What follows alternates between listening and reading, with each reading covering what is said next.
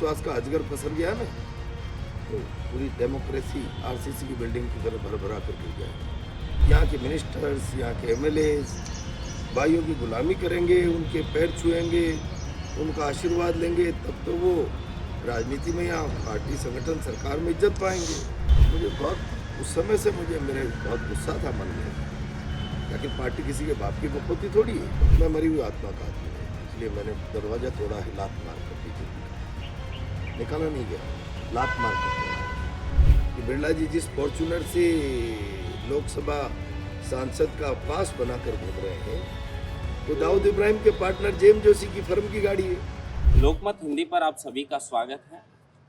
मेरे दर्शक लगातार कमेंट करते रहते थे कि अगर हाड़ौती की तरफ जाना हो तो प्रहलाद गुंजल का इंटरव्यू जरूर लेना। आज प्रहलाद गुंजल जी हैं। थोड़े बता देते हैं कि 2003 और 13 में विधायक रहे हैं, पहले रामगंज मंडी से, फिर कोटा उत्तर से। धर्मपुरा में जन्म हुआ 1967 में, LLB की पढ़ाई की और पहली बार लोकसभा का चुनाव लड़ रहे हैं। बात को लंबी ना करते हुए पहला सवाल पूछता हूं कि सर क्या मानते हैं, टक्कर है? कोई टक्कर नहीं। 10 साल के बिरला जी के कार्यकाल से लोग उगता गए हैं, और मैं हमेशा एक बात कहता हूँ कि आदमी जब वोट देता है, वोट नहीं देता, पूरा भरोसा देता है, 5 साल के सपनों का ताना बाना सौंपता है, और इस लिहाज से जब कोटा असेसमेंट करता है तो बिरला जी ने भरोसा भी तोड़ा है और सपनों को भी तोड़ा है। कोटा निराश है बिरला जी से, और फिर इतनी बड़ी ताकत में जाने के बाद लोकसभा अध्यक्ष जैसे, उसके बाद कुछ जिज्ञासाएं बढ़ गई कोटा की, और बढ़ना स्वाभाविक है। जागते जागते सपने देखते हैं और कुछ बहुत बड़ा होगा, चमत्कार होगा, डेवलपमेंट में कोटा के साथ में आएगी, लेकिन उपलब्धि के नाम पर बिरला जी का शून्य है, जीरो। इसलिए मैं समझता हूँ कि इस बार बिरला जी संसद नहीं, सत्य नगर ही जाने वाले हैं। अब बार बार कागज के हवाई जहाज की बात है कि कोटा के बच्चे कागज के हवाई। मैं एक बात आपसे कह रहा हूँ बहुत स्पष्ट, राजनीति में अगर कमिटमेंट्स नहीं बचेंगे तो फिर लोगों का भरोसा राजनीति से उठ जाएगा। और दरअसल ये चेहरा मोहरा राजनीति का हिंदुस्तान की का बनता जा रहा है, बड़ी तकलीफ की विषय है। लोगों के भरोसे पे डेमोक्रेसी टिकी हुई है। ये जो जिम्मेदार पदों पे बैठे हुए लोग भरोसा तोड़ते हैं, इनके पास ये कल्पना होनी चाहिए कि भरोसा व्यक्ति का नहीं है, ये व्यवस्था के प्रति भरोसा है, लोकतंत्र के प्रति भरोसा है। उसको आप कमिटमेंट्स को तोड़कर लोकतंत्र की जड़ों में मत डाल रहे हो। लोगों के मन में अविश्वास का अजगर पसर गया ना, तो पूरी डेमोक्रेसी आरसीसी की बिल्डिंग की तरह भर भरा कर गिर जाए। ये तो आस्था है लोगों की, अथाह आस्था, तो वो व्यक्तियों के आचरण को नजरअंदाज करके राउट कर देता है, जाइए। वरना इस लेवल के पदों पर बैठे हुए लोग कह दे मैं अगला चुनाव ही नहीं लड़ूंगा, अगर मैं हवाई जहाज नहीं चला पाया तो बिरला एयरलाइंस चला दूंगा। अरे आप लोगों के इमोशंस को जगा दो और जगा कर उनका खून कर दो यार। कोई तो नैतिकता आपके पास होनी चाहिए ना, कोई तो नैतिकता। इस लेवल के लोग, मैं समझता हूँ कि लोगों के इमोशंस को, भावना को, विश्वास को जगाना और जगाकर उसका खून कर देना बहुत बड़ा अपराध है, और बिरला जी इसके लिए अक्षम्य अपराध कर चुके हैं। कोटा इस बार उन्हें माफ करने की मूड में। 22 मार्च को आपने कांग्रेस ज्वाइन की, 21 मार्च को आपने कांग्रेस ज्वाइन की। बड़ा जन सैलाब जयपुर की सड़कों पर देखा हमने। उससे पहले आप बीजेपी में थे। ये भाइयों की दादागिरी, और एक बात आप हमेशा कहते रहते हैं कि जिसको दोनों भाइयों की जो पैरवी करेगा, दोनों भाइयों के जो होर्डिंग बैनर लगाएगा, हालांकि अब आप ऐसी ये पूरा शहर जानता है, यहाँ केवल एक प्रहलाद गुंजल बचा है जो पिछले 10 सालों से एथिक्स की राजनीति करता है। बिरला जी, अमित शाह जी और मोदी जी की निकटता का लाभ उठा के भारतीय जनता पार्टी में परिवारवाद का दूसरों पर आरोप लगाने वाले लोग, यहाँ उन्होंने परिवार का ऐसा साम्राज्य स्थापित कर लिया कि यहाँ के मिनिस्टर्स, यहाँ के एमएलएज भाइयों की गुलामी करेंगे, उनके पैर छुएंगे, उनका आशीर्वाद लेंगे, तब तो वो राजनीति में या पार्टी संगठन सरकार में इज्जत पाएंगे। और मैं इसके खिलाफ बोलता रहा हूँ, पार्टी में रहते हुए बोलता रहा हूँ कि भाई ये भारतीय जनता पार्टी है, ये किसी एक व्यक्ति की पार्टी नहीं है। और जब ये मेरे हारने के बाद एक्सट्रीम पर चली गई बात की अब तो बस प्रहलाद गुंजल हार गया तो इसको हाशिए पे ले जाइए। और इसमें गिरोह के मुखिया के रूप में मुझे लगता है कि अमित शाह जी जो मुझे विधानसभा के समय बिरला जी के घर भेजने वाले थे, कौन सी किताब में लिखा भाई कि आप 4 लोग ताकतवर होकर पार्टी को चलाने लग जाओ और बाकी लोगों को अपनी मर्जी से हाँकने लग जाओ, कुछ एथिक्स की चीज़ें नहीं बची। मुझे बहुत उस समय से मुझे मेरे बहुत गुस्सा था मन में, लेकिन पार्टी किसी के बाप की बकौती थोड़ी है। आपको टिकट चाहिए तो ताकतवर लोगों के साथ नेगोशिएट करना ही पड़ेगा। एक बार मन मार के चला गया था, लेकिन गुस्सा था। पार्लियामेंट के समय जो देखा है मैंने, प्रहलाद गुंजल के सारे रास्ते बंद कर दो, बाकी लोग तो बिरला जी के बुद्धम शरणम गच्छामि, ऐशती क्या बची है जनप्रतिनिधियों की। जनप्रतिनिधि इतने कायर कमजोर हो जाएंगे, लोग चुनेंगे किसको? ये दलीय अनुशासन के नाम पर जो कमजोर से और जरा जरा से लोगों का जो चयन हो रहा है, ये घातक है भाई। मैंने तो पूछा मोदी जी से एक दिन, आप कर्पूरी ठाकुर को भारत रत्न देकर पॉलिटिकली कोई केस वेस कराना चाहते हो, मार्केटिंग और जो भी है, लेकिन अब आप ऐसे व्यक्तित्व तो आने दोगे क्या राजनीति में? कोई भजन लाल और कोई खट्टर और कोई रूपाणी और कोई मेवाणी और जो भी है, आप लाला के शतरंज के प्यादों की तरह बैठा हो। भारत में कभी फिर कर्पूरी ठाकुर होंगे, बलिया चंद्रशेखर होंगे, ये पैदा होंगे भी नहीं होंगे, जिनको देश खुद के कर्मों के आधार पर आदर्श कहने की स्थितियां बना सके। आप कैसा चेहरा मोहरा बना रहे हो राजनीति? हम इतने ताकतवर हो गए कि मुख्यमंत्री लेवल के लोग तो शतरंज के प्यादों की तरह बैठाए जाएंगे। मुख्यमंत्री का अपना कैलिबर होता है। देश में कई ऐसे मुख्यमंत्री हुए हैं जिनको लोग आज भी याद करते हैं, और मुख्यमंत्रियों में से कई प्रधानमंत्री बने हैं, नहीं बने क्या? तो आप सत्यानाश क्यों कर रहे हो भाई भारत की राजनीति का? और व्यक्तित्व तो बाय बर्थ ईश्वर प्रदत्त चीजें होती है। आप उनको भी हाथ में लेंगे कि हम इतने बड़े ताकतवर बेताज बादशाह हो गए हैं कि सारी धरती का बोझ ही हम उठा रहे हैं और हम चाहेंगे वो ऐसा होगा। गलत परंपराएं आप डाल रहे हैं। जनता जिसके प्रति समर्पित भाव से, आदर से, सम्मान से उसको पसंद करती है, ऐसे व्यक्तित्वों को आप अपने अहंकार से रोकने की चेष्टाएं करो और प्यादे बैठाने लग जाओगे राजनीति में, तो श्रेष्ठ परंपराएं नहीं। और ये गंदगी आ गई है बीजेपी।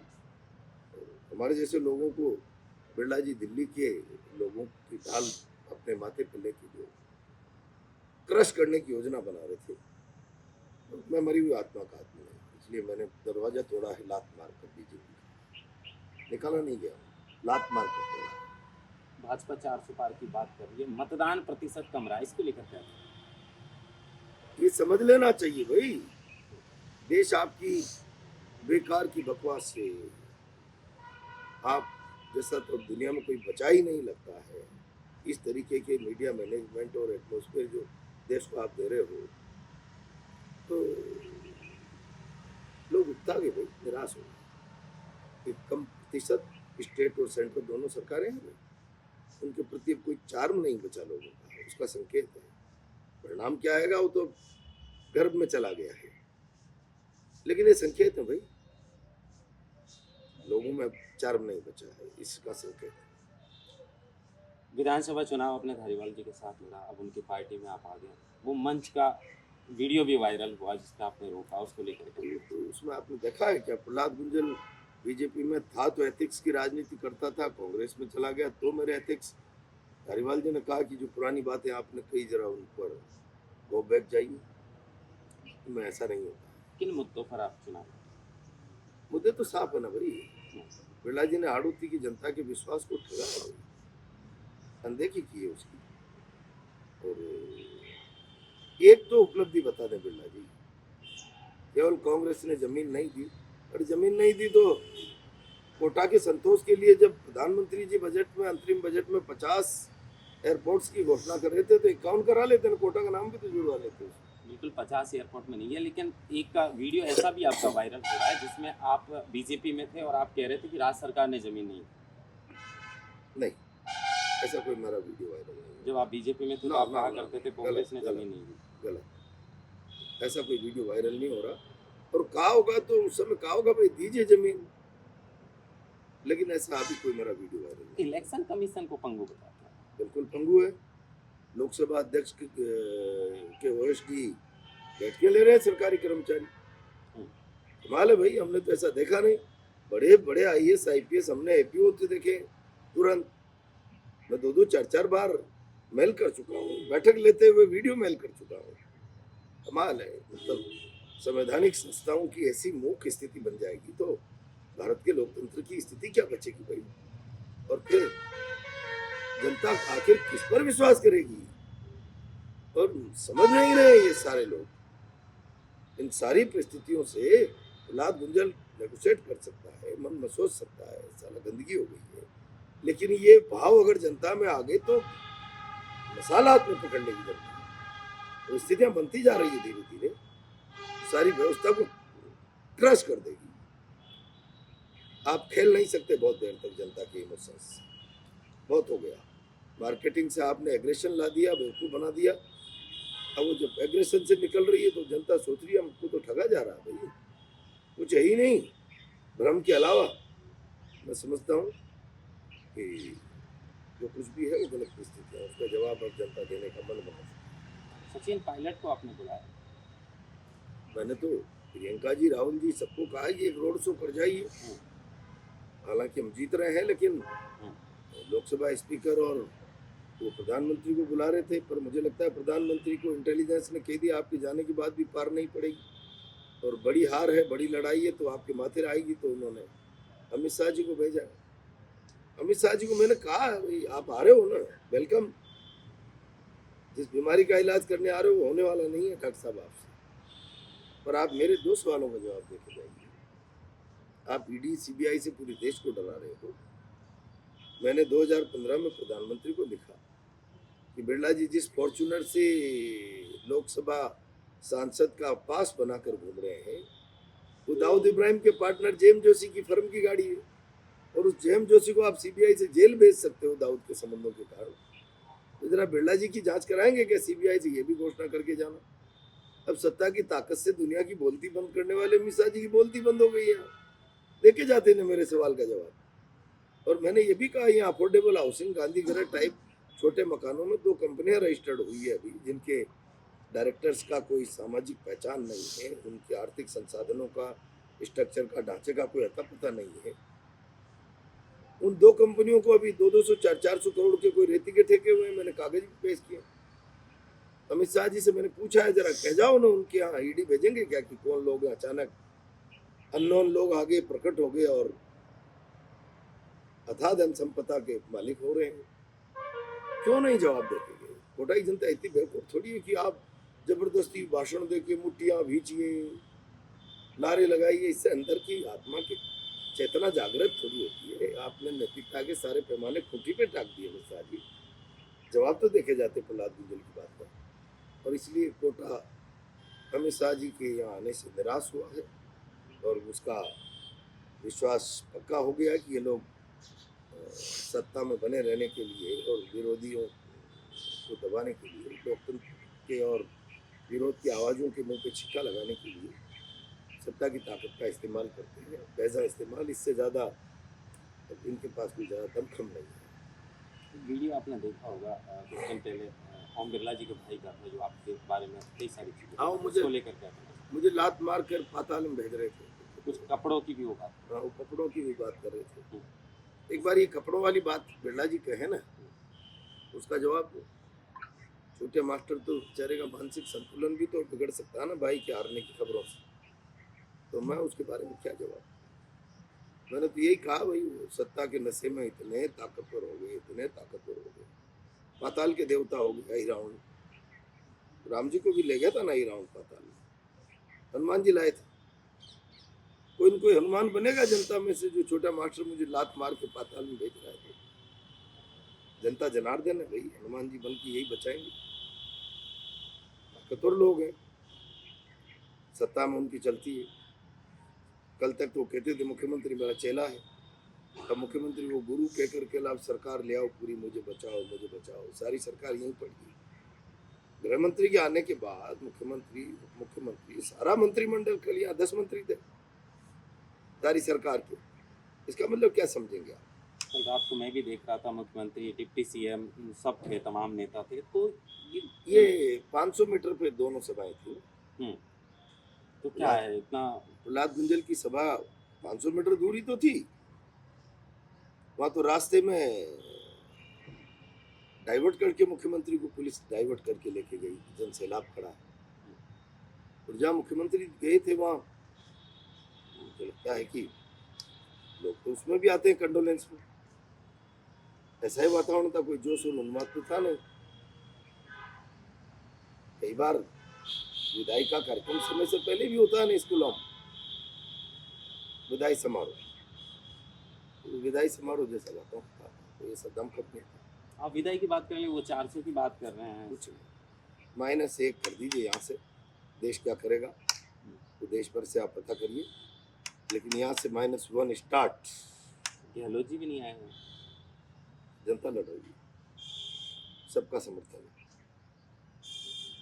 सबको पता है यहाँ जनता लड़ रही है, चुनाव जीत रहे हैं। तो जहाँ थोड़ी बहुत 19-20 कमजोरी है वहाँ सारा नेतृत्व लगा हुआ है। लॉजिक भी यही है, पहले जहाँ कमजोरी है उसको दूर करें। यहाँ कोई कमजोरी नहीं है। 400 पार -1 आप कहते हैं, शुरुआत हो गई है, वो तो कौन सा 400 पार? आप भ्रम फैलाने के लिए लोगों में कि हम 400 पार राज मा रहे हैं। आप राज मा रहे हैं 400 पार, जितना उत्साह लोगों का होता तो देश भर में पोलिंग 70-75 नहीं चली जाती। आप यहाँ देख लीजिएगा कोटा, यहाँ बदलाव की हवा है।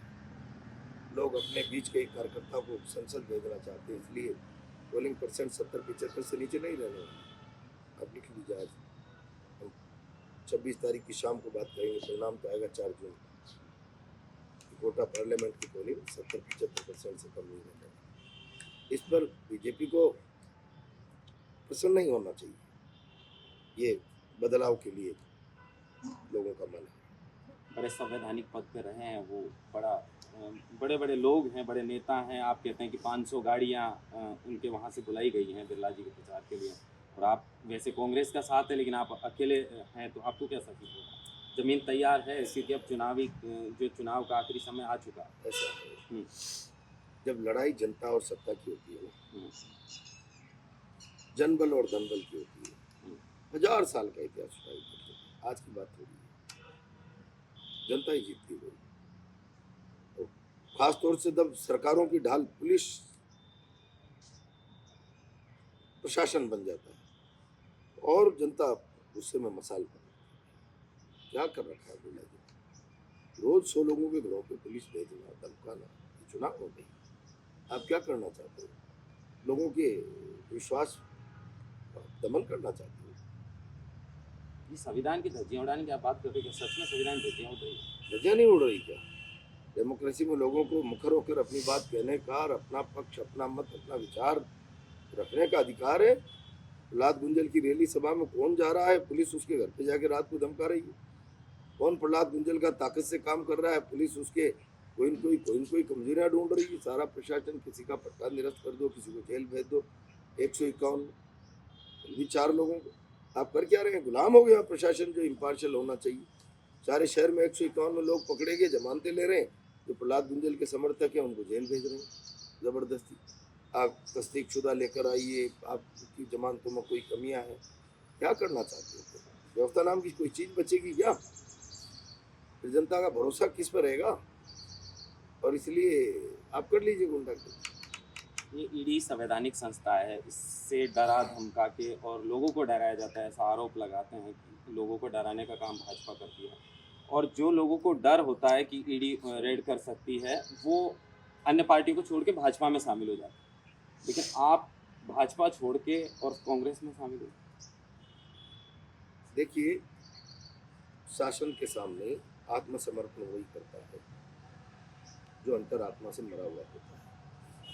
आप लोगों को मेरा फर्स्ट डे का एक स्टेटमेंट याद होना चाहिए। भाजपा वाले बड़े आत्मविश्वास से कह रहे हैं कि हमारे पास तो लाइन लग रही है, बाड़ा तोड़ तोड़ के लोगों की। तो मुझे कहना पड़ा कि मरी हुई मछलियां धारा में बहुत आसानी से बहती, नाली में भी बह जाती। बिल्कुल। धारा के विपरीत आप मरी हुई मछली को बहा के बता दीजिए, प्रधानमंत्री जी की सत्ता की ताकत लगा के भी बहा के बता दीजिए, जो अंदर से जिंदा होते हैं वही ऐसा दृढ़ निर्णय करते हैं।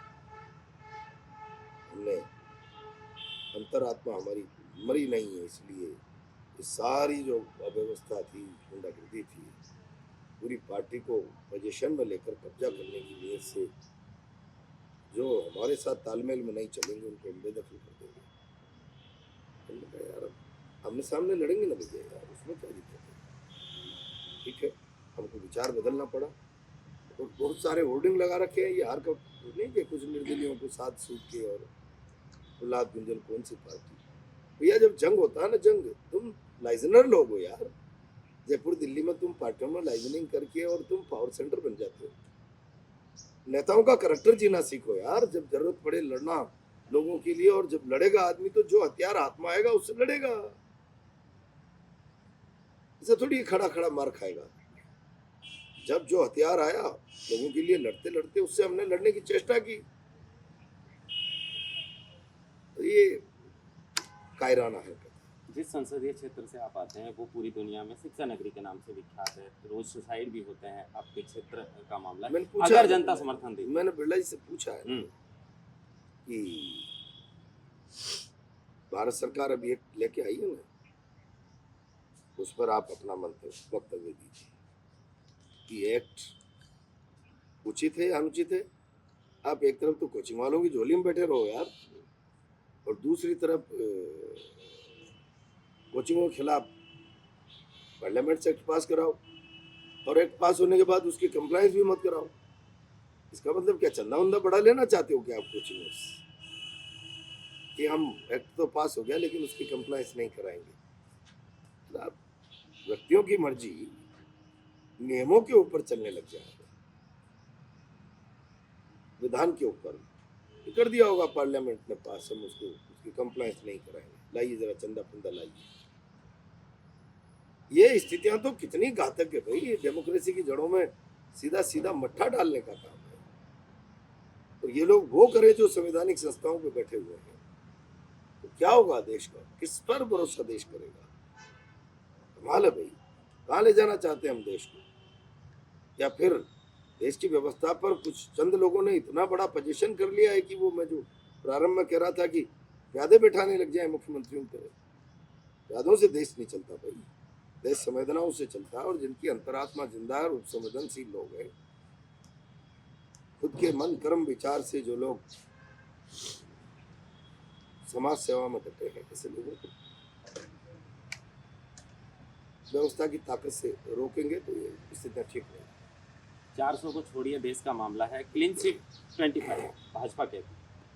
बकवास, काय का क्लीन स्वीप? आप घूम रहे हैं, देख के नहीं आए क्या कोटा में क्लीन स्वीप हो रहा है क्या?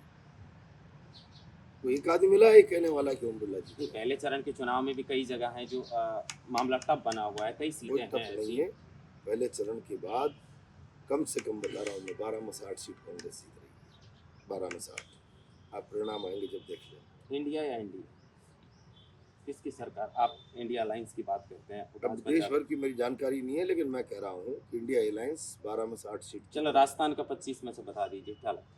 पहले चरण में तो 8 कम से कम आई रही कि 10 भी हो सकती। दूसरे चरण में मैं तो जीत ही रहा हूँ। देखिए, ये थे प्रहलाद गुंजल। जब ईडी और जो भाजपा से डर के, ये कह सकते हैं कि ईडी का इस्तेमाल भाजपा करती है। वैसे संवैधानिक संस्था है, लेकिन जैसे अरविंद केजरीवाल भी अभी जेल में, इसको लेकर भी कांग्रेस लगातार कहती है कि मुख्यमंत्री तक जेल में डाल दिए जा रहे हैं भाजपा के द्वारा। और ऐसे समय पर बहुत सारे ऐसे नेता हैं जो अन्य पार्टियों का दामन छोड़कर भारतीय जनता पार्टी में शामिल हो रहे हैं। लेकिन गुंजल साहब हैं जिन्होंने 21 मार्च को कांग्रेस ज्वाइन की है, जीत का दावा करते हैं, और सामने लगातार 2 बार सांसद रहे यहाँ से लोकसभा अध्यक्ष जो ओम बिरला हैं, वो 3 बार पहले विधायक रह चुके हैं। बड़ा एक अनुभव है, लेकिन उनको चुनौती अभी, जैसे यही कह रहे थे कि बड़े बड़े नेता, मुख्यमंत्री, डिप्टी सीएम, मैं भी कल रात को ही आ गया था और मैंने भी देखा था कि बड़े बड़े नेताओं का डेरा कोटा में जो है वो लगा हुआ है। तो अब ये तो हाड़ौती की जनता ही फैसला करेगी और मतदान के बाद जब चुनाव के परिणाम आएंगे, मतगणना होगी, तभी फाइनल नतीजे होंगे कि हाड़ौती की जनता ये ताज इस बार किसके सर पर सजाती है। लेकिन बेबाक सवालों के बेबाक जवाब देते हैं और जीत का दावा भी करते हैं। और राजस्थान में पहले चरण की बात करें तो 8, 9 या 10 सीटों की जीत की बात करते हैं। उधर भाजपा है जो 25 क्लीन स्वीप की बात करती है, 400 पार की बात करती है। अब मतगणना का इंतजार है और दूसरे फेज के जो चुनाव हैं दूसरे चरण के, उनका इंतजार है। महेंद्र मासोटा, लोकमत हिंदी।